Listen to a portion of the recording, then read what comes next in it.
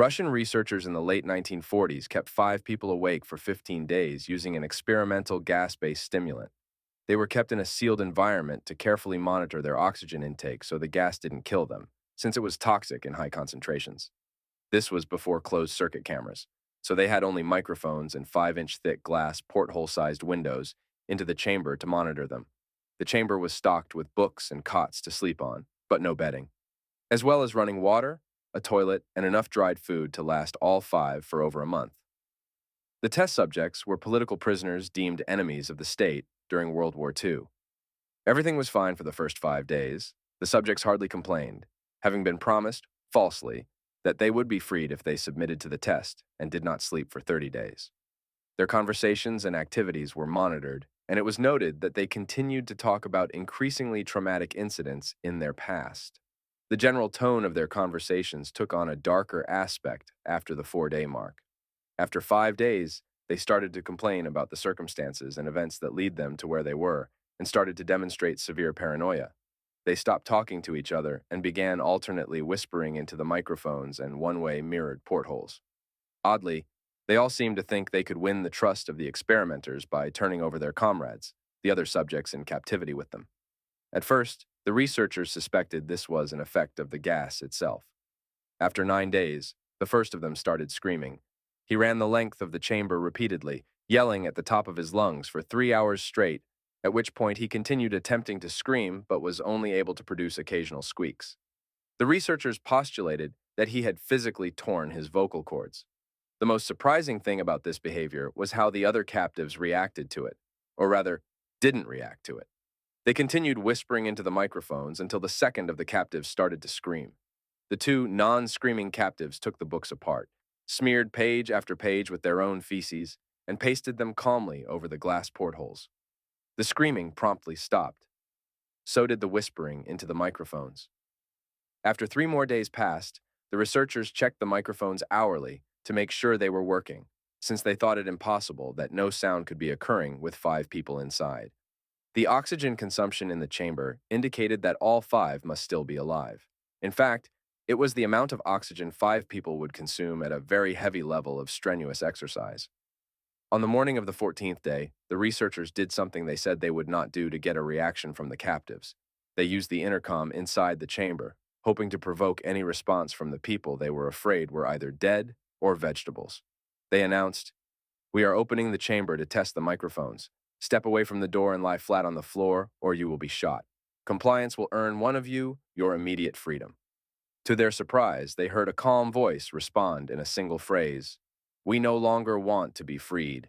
Debate broke out among the researchers and the military forces funding the research.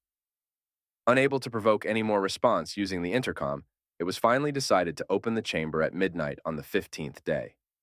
The chamber was flushed of the stimulant gas and filled with fresh air, and immediately, voices from the microphones began to object. 3 different voices began begging, as if pleading for the life of loved ones, to turn the gas back on. The chamber was opened and soldiers were sent in to retrieve the test subjects.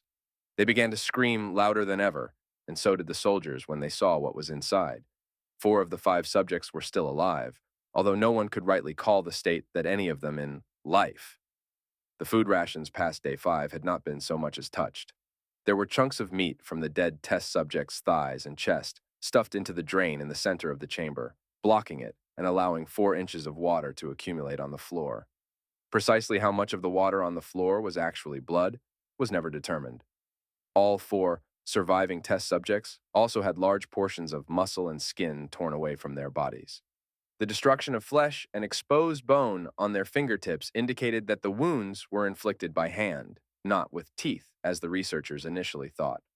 Closer examination of the position and angles of the wounds indicated that most, if not all of them, were self-inflicted. The abdominal organs below the ribcage of all 4 test subjects had been removed. While the heart, lungs, and diaphragm remained in place, the skin and most of the muscles attached to the ribs had been ripped off, exposing the lungs through the ribcage. All the blood vessels and organs remained intact, but had been taken out and laid on the floor, fanning out around the eviscerated but still living bodies of the subjects. The digestive tract of all 4 could be seen to be working, digesting food. It quickly became apparent that what they were digesting was their own flesh that they had ripped off and eaten over the course of days. Most of the soldiers were Russian special operatives at the facility, but still, many refused to return to the chamber to remove the test subjects. The subjects themselves continued to scream to be left in the chamber and begged and demanded that the gas be turned back on, lest they fall asleep. To everyone's surprise, the test subjects put up a fierce fight in the process of being removed from the chamber. One of the Russian soldiers died from having his throat ripped out, and another was gravely injured by having his testicles ripped off and an artery in his leg severed by one of the subject's teeth. Another 5 of the soldiers lost their lives, if you count the ones that committed suicide in the weeks following the incident. In the struggle, one of the 4 living subjects had his spleen ruptured and bled out almost immediately. The medical researchers attempted to sedate him, but this proved impossible. He was injected with more than 10 times the human dose of a morphine derivative and still fought like a cornered animal, breaking the ribs and arm of one doctor. His heart was seen to beat for a full 2 minutes after he had bled out, to the point there was more air in his vascular system than blood. Even after it stopped, he continued to scream and flail for another 3 minutes, struggling to attack anyone in reach and just repeating the word more over and over, weaker and weaker, until he finally fell silent.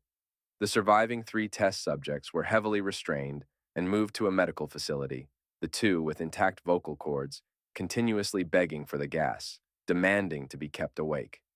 The most injured of the 3 was taken to the only surgical operating room that the facility had. In the process of preparing the subject to have his organs placed back within his body, it was found that he was effectively immune to the sedative they had given him to prepare him for the surgery.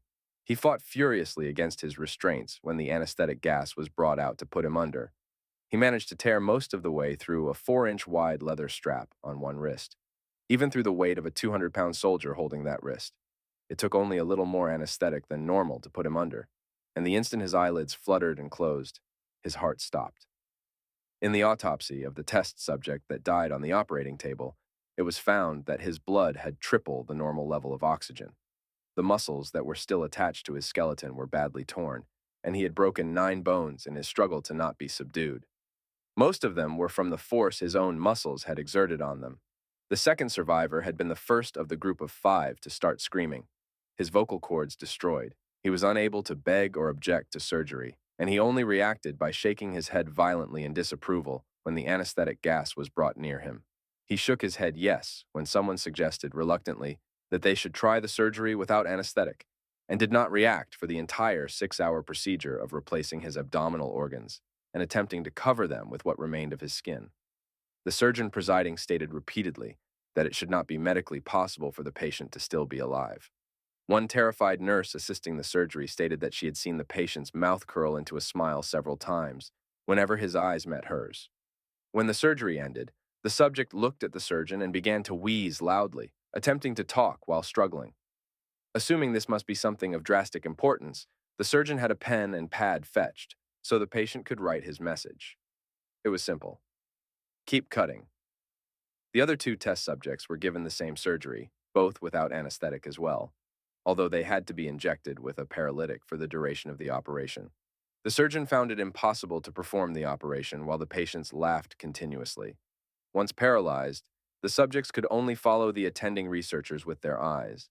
The paralytic cleared their system in an abnormally short period of time, and they were soon trying to escape their bonds. The moment they could speak, they were again asking for the stimulant gas. The researchers tried asking why they had injured themselves, why they had ripped out their own guts, and why they wanted to be given the gas again.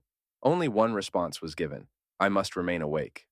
All 3 subjects' restraints were reinforced, and they were placed back into the chamber, awaiting determination as to what should be done with them.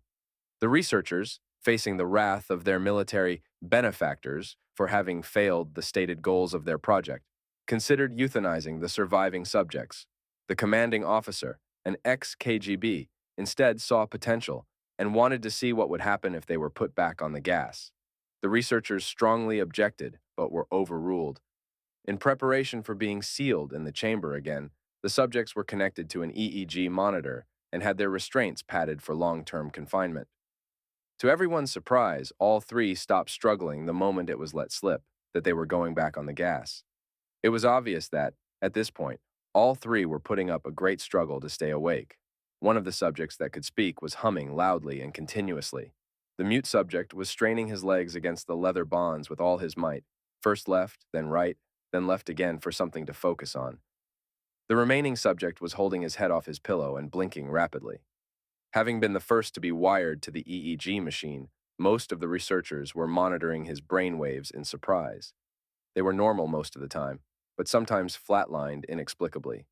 It looked as if he were repeatedly suffering brain death before returning to normal. As they focused on paper scrolling out of the brainwave monitor, only one nurse saw the man's eyes slip shut at the same moment his head hit the pillow. His brainwaves immediately changed to that of deep sleep, then flatlined for the last time as his heart simultaneously stopped. The only remaining subject that could speak started screaming to be sealed in now. His brainwaves showed the same flatlines as the one who had just died from falling asleep. The commander gave the order to seal the chamber with both subjects inside, as well as 3 researchers. One of the named 3 immediately drew his gun and shot the commander point blank between the eyes, then turned the gun on the mute subject and blew his brains out as well. He pointed his gun at the remaining subject, still restrained to a bed as the remaining members of the medical and research team fled the room. "I won't be locked in here with these things, not with you!" he screamed at the man strapped to the table. "What are you?" he demanded. "I must know." The subject smiled. "Have you forgotten so easily?" the subject asked. "We are you. We are the madness that lurks within you all, begging to be free at every moment in your deepest animal mind. We are what you hide from in your beds every night. We are what you sedate into silence and paralysis when you go to the nocturnal haven where we cannot tread." The researcher paused, then aimed at the subject's heart and fired. The EEG flatlined as the subject weakly choked out, "So, nearly free